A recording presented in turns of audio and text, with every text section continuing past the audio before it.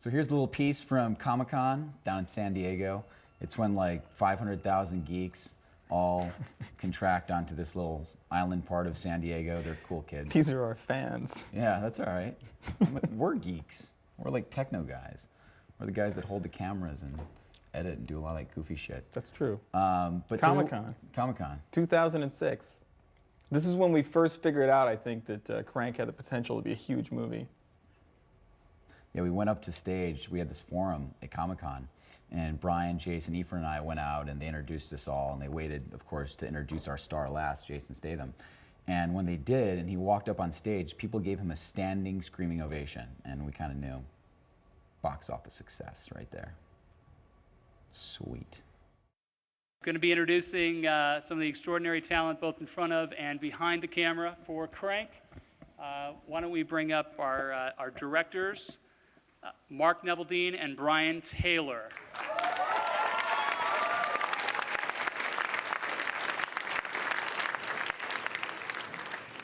And one of our stars, Ephraim Ramirez.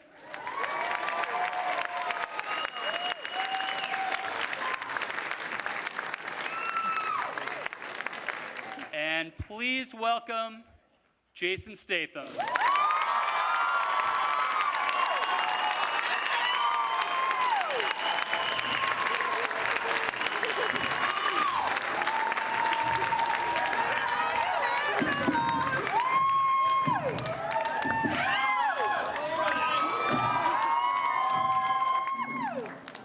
We'll start right away. We'll start with you, Jason. So you have done a lot of action movies. You have become a new action star icon. What is it about Crank, when you read the script, when you met these guys, that you said, I'm in?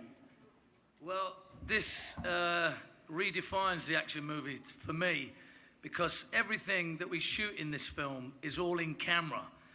Most of the action films we see of today is, laced with CGI and, wires and everything. But the reality of this one is we couldn't really afford the luxury of all those silly things that actually make action movies worse than what they should be.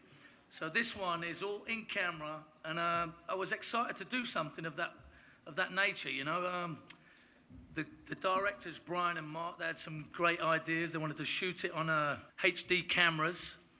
So it allowed us to put the camera in many, many places where you can't usually put, the usual 35 mils. So we've got some, some terrific, new, innovative kind of shooting techniques that have, given us a great film. All right, and by the way, the stunts in this film are unbelievable. I have to ask about one other one, and that is when there's one sequence in which Jason is dangling over downtown LA from a helicopter. Normally in a movie, this would be done on green screen. What was the conversation like when you found out from your directors that you really were going to be dangling from a helicopter over downtown LA?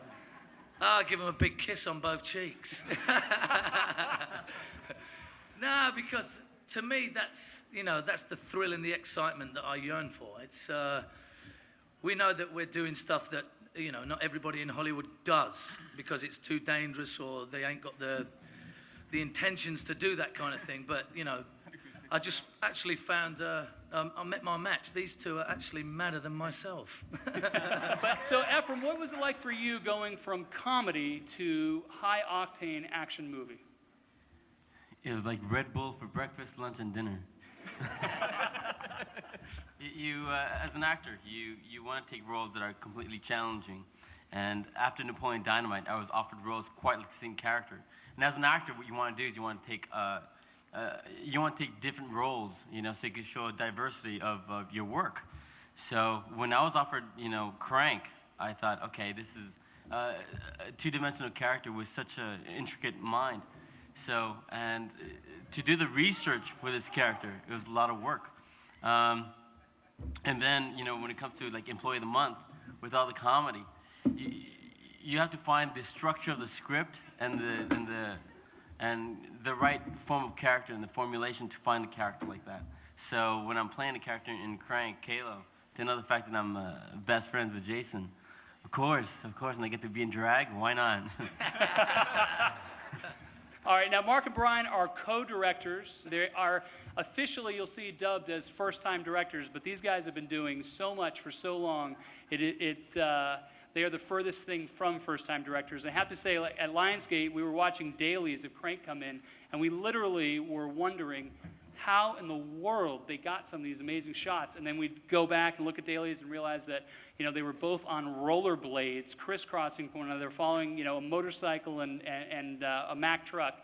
These guys are doing stuff you've never seen before. But why don't you guys talk a little bit about what's it like being co-directors, and what do you guys are bringing to an action movie on an indie level? We were actually sending them the Spider-Man 3 dailies, but they didn't know that. They loved it. They really thought it was great. I mean, being in porn for 10 years really helped. You know, get those angles. It helps with your stamina more than anything. Really. And That's something we really needed on this movie.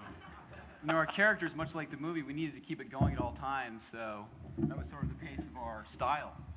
Yeah, the idea of, I don't know how much you guys know about the story, but the poison that he gets acts on his adrenaline. So a lot of people are comparing this guy to like the bus. He's like a human version of the bus in Speed, which is kind of funny. If he slows down, he dies. And that's kind of our whole experience of making the movie. We only had, you know, we only had the money we had. We only had a little bit of time.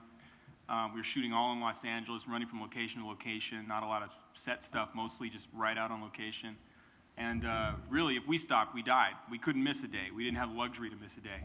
So when you see the movie, the energy that's on the screen, it completely reflects what it was like shooting the movie. All right, we're going to be opening questions up to the audience in just a moment, so if you want to come to the microphone. You know, this, at ComicCon, you're going to perhaps see somebody running around in a hospital gown and nothing else, which is being inspired directly from Crank. And this is, I think it's safe to say, the first action movie in which Jason does his own stunts in a hospital gown with no underwear. So, Jason...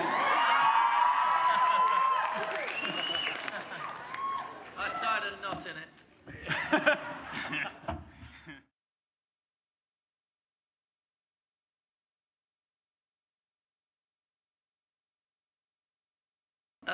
No, because it actually takes place in about 24 hours, if I'm correct. It's like, yeah, like 7 hours. 7 hours or something. So 7:24, something like that. I didn't have this stamina to last that long, so we just give it to what it was.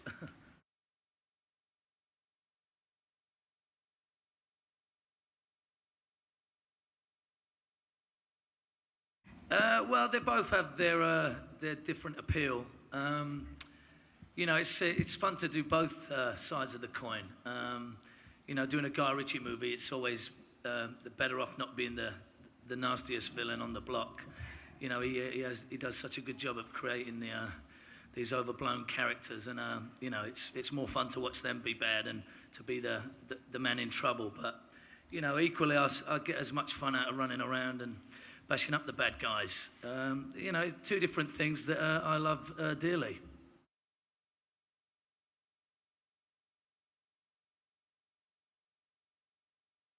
You know, a movie's a collaboration, and both Brian and I camera operate.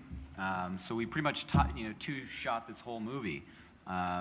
If one of us was doing a close-up, the other one was doing a wide shot. We'd have conversations with the actors together. We wrote the movie together, so on set we were changing the movie together. Just a complete collaboration. You know, we've worked together as directors since we first started doing commercials and music videos and indie films and stuff like that. So we just kind of have a real instinctive feeling for what we need, when we have it, when to move on, and it's really like having two brains, because like neither one of us is very smart, but you put us together, we're pretty smart.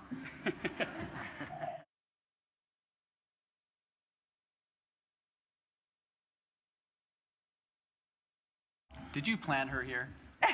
That was had a good question. We had this Excellent, guy. thank you. This guy, just to answer that specifically, we had this guy on rollerblades hanging off the back of a motorcycle. No, I'm not kidding. At 40 miles an hour with a 60-pound backpack with a recording deck and an HD camera.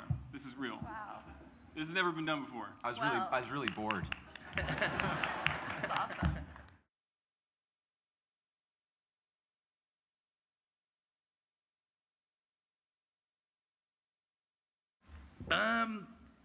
Well, just a lot of rest.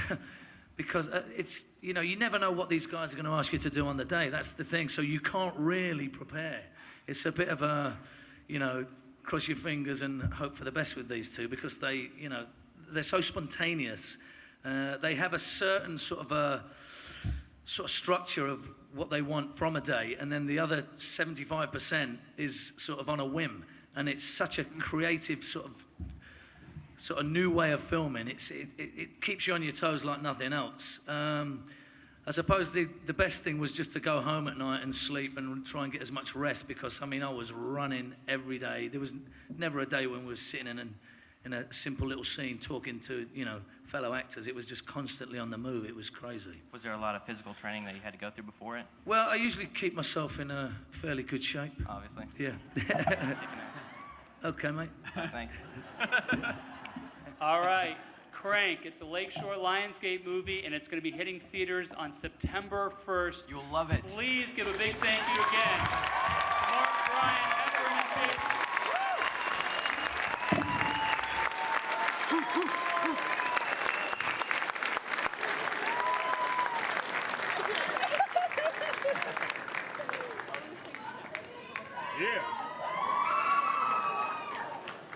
Well, that was him and Dre.